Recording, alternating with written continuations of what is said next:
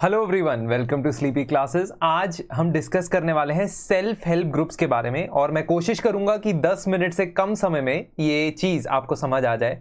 कल मैंने डिस्कस किया था अबाउट वुमेन एम्पावरमेंट और उसको किस तरीके से मेंस एग्जामिनेशन के लिए हमने इस्तेमाल करना है। अगर आपने वो वीडियो नहीं देखा है तो प्लीज़ देख लीजिएगा।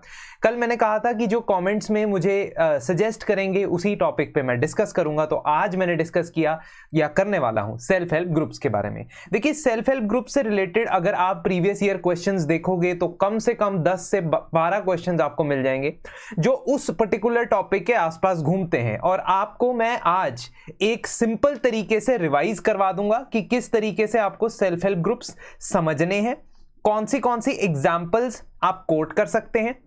तो स्पेसिफिक बातें करेंगे, बिल्कुल शुरू से लेके एंड तक इसको हम आज ही रिवाइज कर देंगे।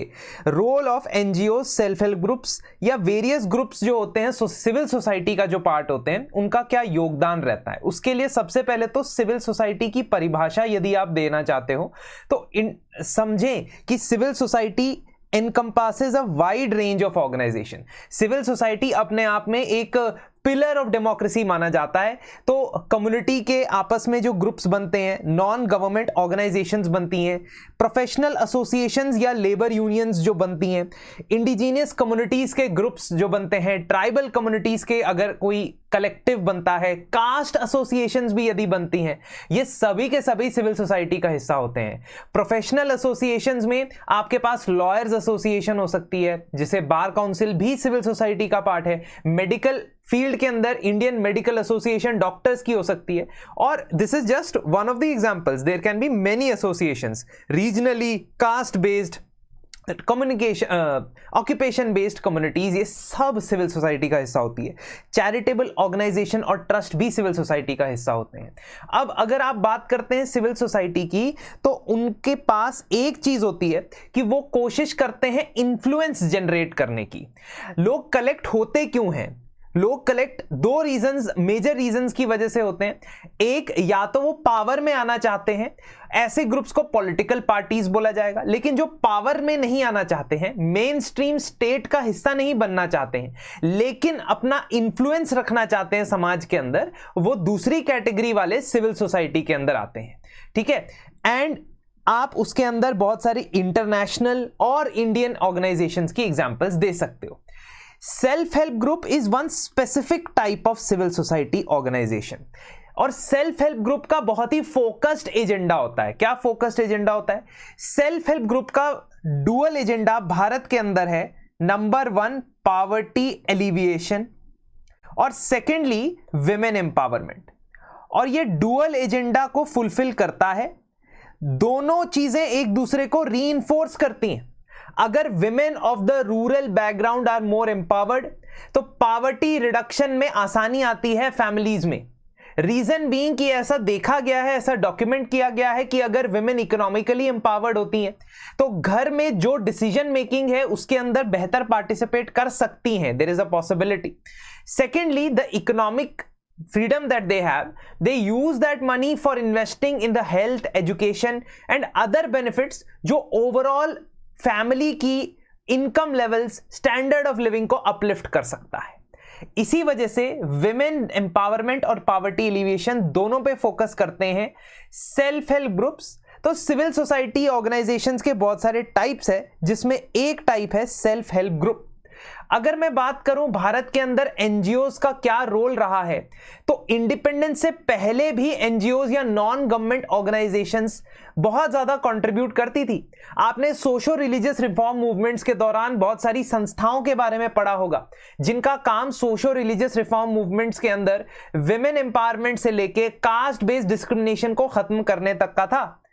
Even Gandhian philosophy, Mahatma Gandhi की जो फिलॉसफी थी, उन्होंने बहुत सारी संस्थाएं बनाई हरिजन सेवक संघ की प्रकार से। Doctor B R. Ambedkar supported many organisations, Gopal Krishna Gokhale supported servants of India society. तो ये बहुत सारी संस्थाएं भारत की आजादी से पहले भी चलती थी। अब आजादी के जस्ट बाद जो है, गवर्नमेंट ने पहले 20 साल या 15 साल तक ये जिम्मेदारी ली कि हम अपनी तरफ से वेलफेयर करेंगे। तो गवर्नमेंट की तरफ से गवर्नमेंट फंडेड एनजीओज बहुत सारे होते थे और गवर्नमेंट अपनी तरफ से संस्थाएं बनाता था, जैसे khadi and village industries commission जो एक स्टैट्यूटरी बॉडी है। नाउ 70s के बाद से आप देखोगे कि ये सिविल सोसाइटी ऑर्गेनाइजेशन ज्यादा डेवलप होने लग गई, क्योंकि समाज में ज्यादा प्रॉब्लम्स आने लग गई। विमेन के लिए डाउरी, इकोनॉमी के डाउरी से रिलेटेड प्रॉब्लम्स, सेफ्टी से रिलेटेड प्रॉब्लम्स, वेज गैप से रिलेटेड प्रॉब्लम्स सामने नजर आने लगी। ओवरऑल इकोनॉमी के अंदर इन्फ्लेशन बहुत ज्यादा होने लग गया, इनइक्वालिटी बहुत ज्यादा बढ़ने लग गई, ट्राइबल राइट्स कई डेवलपमेंट प्रोजेक्ट्स के अंदर वायलेट होने लग गए। तो उसी के साथ साथ ये ऑर्गेनाइजेशंस भी बढ़ती चली गई। 1990 के बाद से सरकार ने या स्टेट ने एक्टिवली सेल्फ हेल्प ग्रुप्स को एक तरीके का इंस्ट्रूमेंट बनाने की कोशिश की ऑफ ट्राइंग टू रिड्यूस और remove the poverty in the rural areas. तो अगर आप बात करते हैं इनके कंट्रीब्यूशन की, तो ये बहुत बड़ा कंट्रीब्यूशन एनजीओज देते आए हैं, चाहे वो advocacy movements for particular cause, जैसे आरटीआई जो आया है, right to information, it is after an advocacy movement launch by Mazdoor Kisan शक्ति संगठन। मनरेगा का कानून भी एक्टिविज्म के थ्रू ही पास करवाया गया है। इसका मतलब activism is not all that bad, it has managed to get many acts being passed. You can give example of Lokpal also. Lokpal और लोकायुक्त एक्ट कम से कम बना तो सही 2013 में, जो नहीं बन रहा था बहुत सालों से, जब तक इंडिया अगेंस्ट करप्शन वाला आंदोलन नहीं हुआ। बाद में क्या हुआ उसको मैटर नहीं करता है, बट एटलीस्ट कानून तो बना। पॉवर्टी एलिविएशन में सेवा, कुटुंबश्री, दस्तकर और साहवो एनजीओ ऐसे एनजीओज हैं जो पिछड़े हुए इलाकों में, रूरल एरियाज में लाइवलीहुड जनरेट करने में मदद करते हैं, वोकेशनल ट्रेनिंग देने में मदद करते हैं, हेल्थ सर्विसेज प्रोवाइड करते हैं स्लम एरियाज के अंदर। एनवायरमेंटल प्रोटेक्शन में एनजीओज मदद करते हैं। Centre for science and environment, शुद्धि नाम का एक एनजीओ है, सीएनजी और दिल्ली के अंदर इंट्रोड्यूस करने में बहुत इंपॉर्टेंट रोल प्ले किया उसने। एनजीओज गवर्नमेंट प्रोग्राम्स की इंप्लीमेंटेशन में मदद करते हैं। तो Akshaya Patra foundation has helped in mid day meal scheme implementation in several states. Swadesh foundation जो है अनीमिया टैकल करने के लिए अब महाराष्ट्र और बाकी स्टेट्स के अंदर गवर्नमेंट के साथ कोलैबोरेट कर रहा है। सोशल हार्मनी मेंटेन करने में, एजुकेशन और हेल्थ केयर में जहां गैप्स है वहां फुलफिल करने में, जैसे केरला शास्त्र साहित्य परिषद ने केरला के हाई लिटरेसी रेट्स के लिए बहुत बड़ा योगदान दिया है। तो इस प्रकार से आप ये सारी एग्जाम्पल्स यूज कर सकते हैं अपने आंसर्स के अंदर to enrich your support for self help groups and their contribution. Also there are a lot of challenges that the voluntary sector as a whole is facing. तो एक तो self help group specific type of organisation है और NGOs एक specific type of organisation है। Sorry, NGOs उसका broader term है ना, जिसमें बाकी सारी संस्थाएं भी आती हैं। तो अगर हम चैलेंजेस की बात करोगे तो दोनों के डिफरेंट चैलेंजेस होंगे। अगर आप नॉन गवर्नमेंट ऑर्गेनाइजेशंस की बात करो, वॉलंटरी ऑर्गेनाइजेशंस की बात करो भारत के अंदर, तो उनको 3-4 प्रकार के चैलेंजेस देखने को मिलते हैं। एक, कई एनजीओज के ऊपर आरोप लगता है कि वो एंटी गवर्नमेंट एक्टिविटीज के अंदर इन्वॉल्व हैं। इसमें इंटेलिजेंस ब्यूरो और बहुत सारी ऑर्गेनाइजेशंस की रिपोर्ट्स भी हैं। कई बार उनके जो रेगुलेटरी ऑब्लिगेशंस है वो फुलफिल नहीं करते, चाहे वो फॉरेन कंट्रीब्यूशन रेगुलेशन एक्ट के अंदर हो या इन जनरल रेगुलेटरी जो उनके ऑब्लिगेशंस है वो फुलफिल नहीं हो पाते। Then sectoral imbalance is one interesting problem, मतलब एनजीओज एक या दो सेक्टर में बहुत ज्यादा हाईली कॉन्सेंट्रेटेड है। एजुकेशन, विमेन डेवलपमेंट में ज्यादा काम करते हैं, ज्यादा नंबर ऑफ एनजीओज एग्जिस्ट करते हैं, जबकि स्किल डेवलपमेंट करने के लिए, गेनफुल एम्प्लॉयमेंट प्रोवाइड करने के लिए थोड़े कम NGOs, which leads to a lot of questioning कि why not in those organisations और why not in those domains it is working. फिर उसके बाद रीजनल इम्बैलेंस भी देखने को मिलता है, जैसे बहुत सारे एनजीओज मेनलैंड स्टेट्स में देखे जाते हैं लेकिन नॉर्थ ईस्टर्न स्टेट्स में ज्यादा प्रेवलेंट नहीं। ठीक है, यूथ वॉलंटियरिज्म बहुत कम है अभी भी, at present as well. Youth volunteerism which is constructive and giving contribution वो अभी कम है। सेकेंड एआरसी ने यह भी पता लगाया कि ट्रेन्ड स्टाफ की कमी है, ट्रांसपेरेंसी के इश्यूज हैं। All these you can use. Government ने क्या क्या इनिशिएटिव्स रिसेंटली लाए हैं वो भी आप देख सकते हो।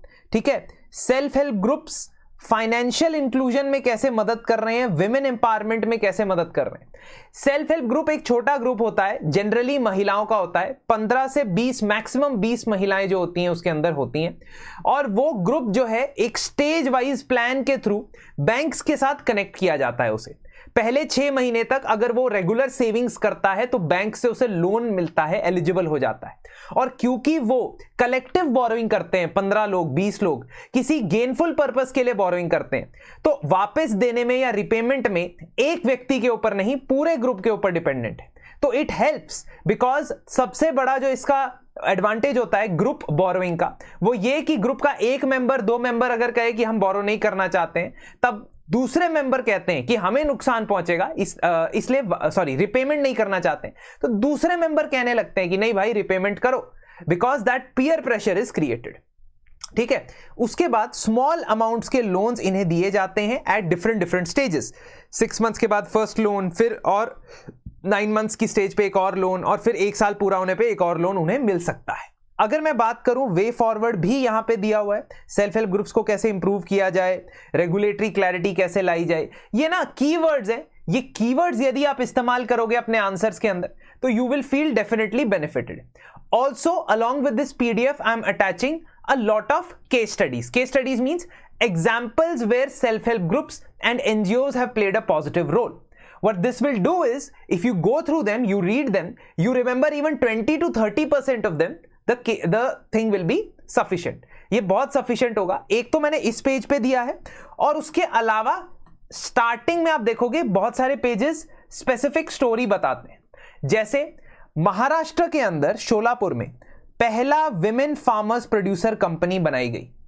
ठीक है, so what happened was that उन्होंने 100 फार्मर्स के 10 SHGs बनाए, सेल्फ हेल्प ग्रुप बनाए।